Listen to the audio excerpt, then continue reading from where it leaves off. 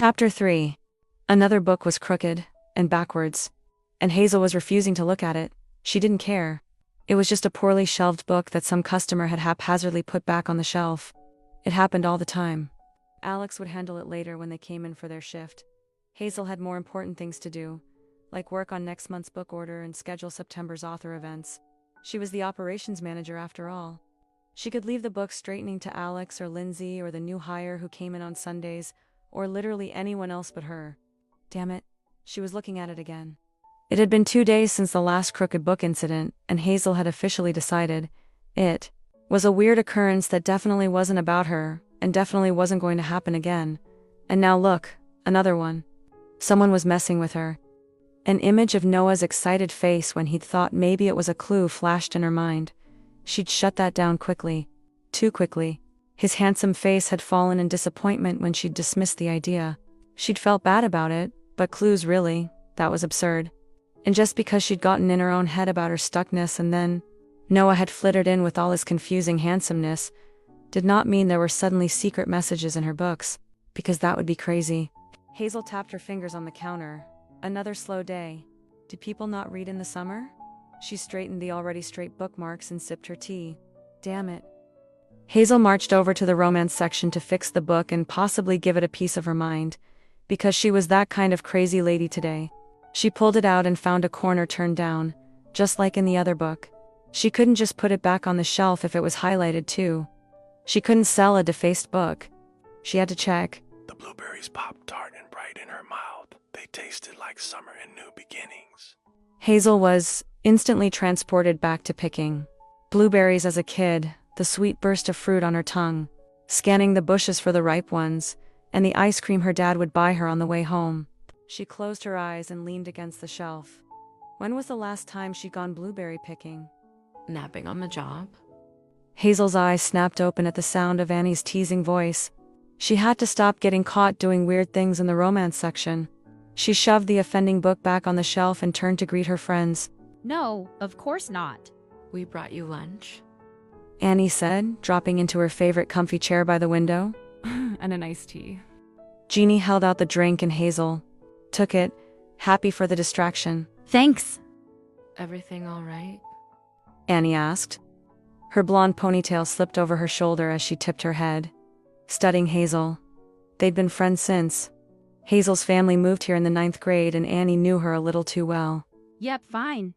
Hazel grabbed the other half of Annie's sandwich and sat across from her. She slipped her feet out of her shoes and tucked them underneath her. Normally she would have insisted they eat in the back room, but the store was empty enough that it didn't seem to matter. You sure? You look kinda strange. You look kinda strange. Annie stuck her tongue out and Jeannie giggled. The heat always makes her grumpy. Annie whispered to Jeannie, like Hazel couldn't hear her. It doesn't make me grumpy, it's just not my favorite. Hazel hates sunshine. She's like a vampire. I am not, I just prefer to be inside. I'm an inside cat.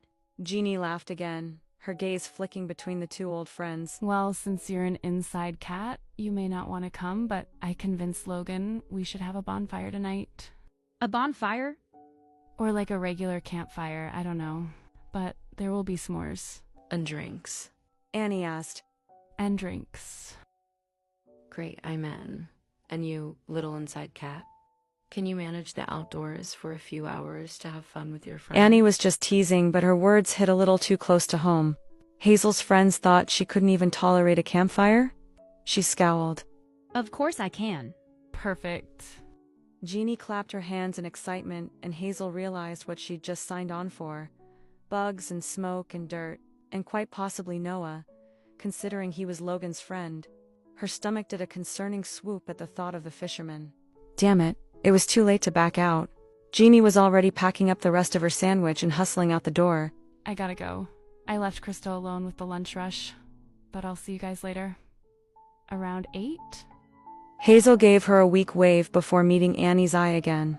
Her best friend raised a blonde brow. You sure you're okay? Hazel sighed. She wasn't okay. She was having some kind of midlife crisis, or quarter-life crisis. Was that a thing? Either way, she was considering going on a scavenger hunt, inspired by some town book defacer, just to have something to show for herself by her 30th birthday. None of that really seemed okay, but she didn't feel like sharing it all with Annie just yet. Yep, I'm good. Just a little worried about the lack of customers. Annie glanced around the empty store. I wouldn't worry too much, Hayes. Everyone is just a little stir crazy after that long, wet July. They'll be back. Hazel nodded. Yeah, you're right. Annie smiled and passed her a fresh-baked cookie. A peace offering.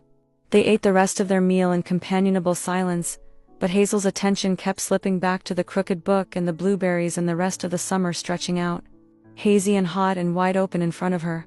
Hazel had already been bitten by no fewer than 15 bugs, and no matter where she sat around the fire, the smoke seemed to blow in her face. She held a lukewarm beer in one hand, and a s'more with a burnt marshmallow in the other hand. She was pretending to have a good time. She wasn't having a good time. And Noah had just strolled in all sun-kissed and freckled, and her stomach was doing that swooping thing again. Hey, everyone. He held up a hand in greeting, and everyone called their hellos. Hazel was flanked on either side by Annie and Book, Club Jacob, who were sitting in camp chairs while she got stuck with an old kitchen chair she was pretty sure might give out at any moment. George from the bakery was also here, standing with his beer while toasting a marshmallow. Isabel, Jeannie's other book club friend, had wandered away from the group to call home and make sure the kids had fallen asleep without her. Everyone seemed happy and relaxed. No one else seemed to be getting eaten alive. Logan was tending the fire with more concentration and strategy than Hazel felt should be needed to tend a fire. But even he seemed pleased with how the evening was going. Annie was right. Summer made Hazel grumpy. Hey, Noah. Jeannie greeted him with a hug, before he grabbed a beer from the cooler and joined the rest of the group. So happy you could make it. Yeah, of course. I'd do pretty much anything for a s'more. Hazel thought she was sufficiently hidden in the shadows, but somehow Noah's gaze found hers, and his mouth tipped into that confusing smile. She looked away and focused on her s'more, which she had to admit was pretty good despite the charred flavor. When she glanced up again, Noah was watching her lick marshmallow goo from her fingers. Hey, Noah. I've been meaning to ask you something. Annie's voice tore his attention from Hazel's fingers. Thank God. Because Hazel was about to turn as gooey as the marshmallow she was licking off of them. Oh? He lifted an eyebrow and smirked in that way he did when he was amused. Hazel paid attention to her sticky fingers and not his face. How come you never smell? A laugh burst from Jacob's mouth. What the hell kind of question is that, Annie? He's on a stinky fishing boat all day, and I've never once smelled fish on him. So are you accusing him of lying about what he does all day? Jacob asked, taking a sip of his beer. Annie shrugged. I don't know. It's kind of suspicious. Noah laughed. I find showers work pretty well. Annie narrowed her eyes, studying him. You must have some really strong soap. I scrub really hard. He winked at her and Annie laughed. Everyone was laughing now, actually. Except for Hazel, who was using all her mental energy to not picture a soapy, naked Noah scrubbing himself in the shower. What did I miss? Isabel asked, re-entering the ring of firelight. Just discussing Noah's showering habits. Annie gestured to Noah with her beer, and he held out his arms as though to let Isabel admire his cleanliness. She didn't seem impressed, which was strange because Hazel could swear the heat of the fire increased when Noah's biceps flexed against the sleeves of his. Wow, my first night out away from the kids in months, and we have to talk about Noah showering? I also vote for a change of topic. Logan muttered, standing from his crouch near the fire. Jeannie planted a kiss on his cheek. How about our August book choice? Jacob chimed in, and Logan groaned. We're going to go from discussing Noah in the shower to smutty books? Jeannie giggled. Yep. We need something summary. Oh, maybe pirates. Isabel's eyes lit up with her idea. Hazel was reading an interesting pirate book the other day. Noah met Hazel's gaze with a playful grin. I wasn't reading it, I was reshelving it. He shrugged. It looked good. What was it? Jacob leaned forward, all interested now in this smutty pirate book, and Noah was still looking at her, and another mosquito landed on her thigh. What fresh hell was this? Kidnapped lover. Or no, that wasn't it. Trapped, caught, bound up by the pirate. Oh my God. If Noah uttered another word about this book or being tied up by pirates, she was going to skewer him with this marshmallow stick. It was love captive. She ground out, happy for the semi-darkness to hide her heated cheeks. That sounds perfect. Jeannie clapped her hands. I bet pirates smell pretty bad. Jacob reached over Hazel to smack Annie on the arm. Don't ruin sexy pirates for me. Noah was still looking at her while the rest of the group descended into chatter about the cleanliness of pirates.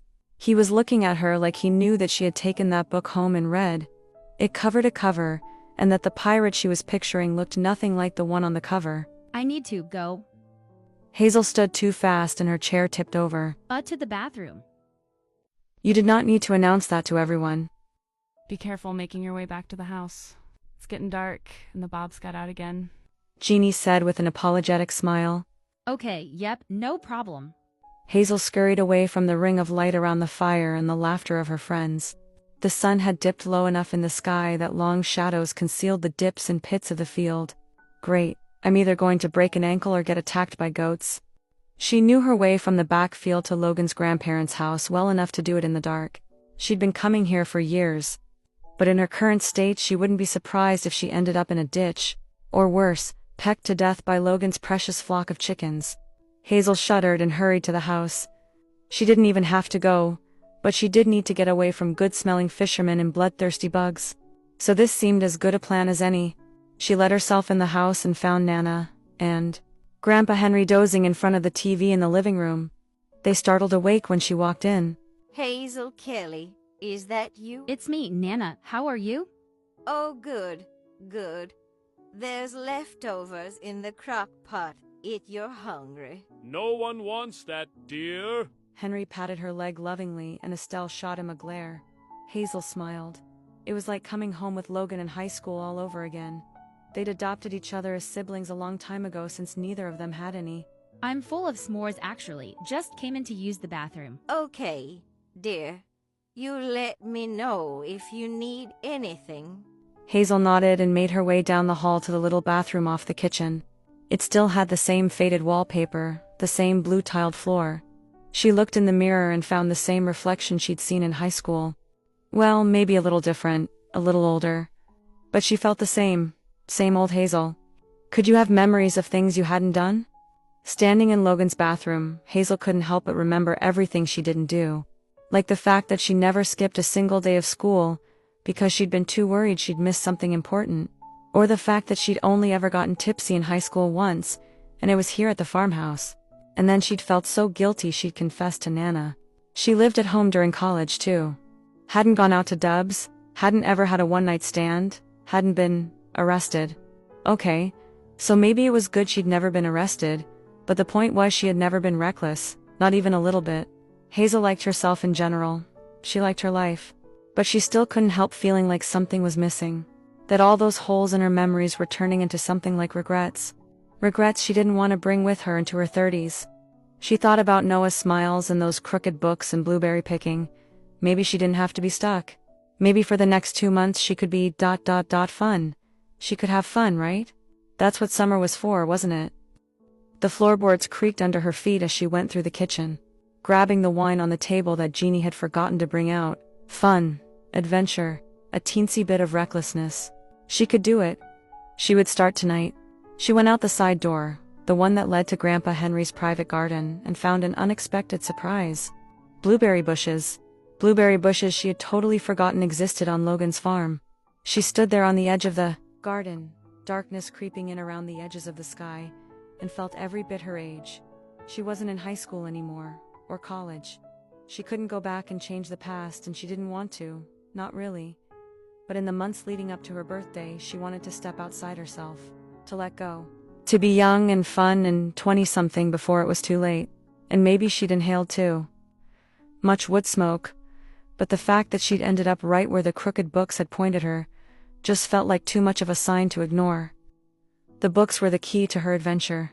It was time she started paying attention.